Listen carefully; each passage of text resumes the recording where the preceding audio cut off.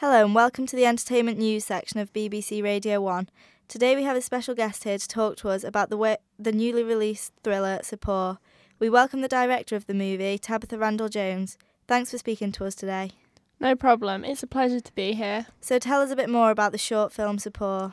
Sopor uses several traditional conventions of the thriller genre in the film industry, such as a mysterious plotline and an insane leading character. As a short film, we had to keep it short and interesting. It's a lot to fit into 7 minutes, but it's definitely full of thrills. So what makes Sopor different to a conventional short film? Although we use suitable music throughout the film to keep the viewers on the edge of their seat, the plot in general is a mystery. We know as much as the character, so it's a guessing game for the audience. The lighting we used was clever, as the dimness represents the isolation of the character. What makes the film completely different to most is that there is only one character throughout the whole piece. One character and one location, but a lot can happen when someone with a troubled past mind is left to run away with itself. If you had to categorise the film, what genre would it be? If we had to say, it is technically a psychological thriller, but it is so much more than that. This is 7 minutes of mystery. We use close-ups and camera angles to increase the tension, in particular extreme close-ups of facial features, like the eyes and the mouth, to show conversations and expressions of our actor. This portrays the nervousness, which we felt highlighted the fact he's alone with no one to speak to. The audience could compare this to one of Alfred Hitchcock's famous sensation Psycho then. Psycho uses many cut-ins, which is so memorable, which I feel Sopor has taken to a new level. With many cut-ins and fast cuts, the film is so fast-paced, the audience are constantly wanting to know what is about to happen. The radio trailer has recently been released to promote the film, as our listeners may have heard over the past few days. Were you behind the creation of this as well as the film itself?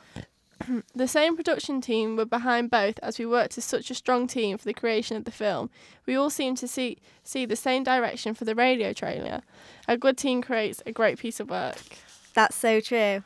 Do you feel the radio trailer represents the film in its true colours? Yes, definitely. I feel the creepy music in the trailer is a reflection of the suspense built throughout the film. Of course, we had to include the usual information like release dates, but we tried to include as much as we could to make the listener want to experience more. You've used a girl's voice for the tagline. That's really unusual, isn't it? Yeah, well, that's what we wanted. We wanted something that you expect from a radio trailer, but something that was different and attention-grabbing. By hearing the girl's voice, it's creepy. We all decided that sounded more chilling than the male voice, and that's what we wanted, for people to hear it and feel uneasy. But uneasy is in an exciting way. The film and the trailer had the same intentions. You've had great reviews for this film, haven't you? In particular, the OK Magazine review. Yes, we were so happy with the critics' views. In the production stage, we were constantly collecting feedback from audiences for improvements, and obviously you can't please everybody. But we were overwhelmed by the response to the film. Everybody seemed to love it. So how did you feel about OK Magazine's review of Sopor?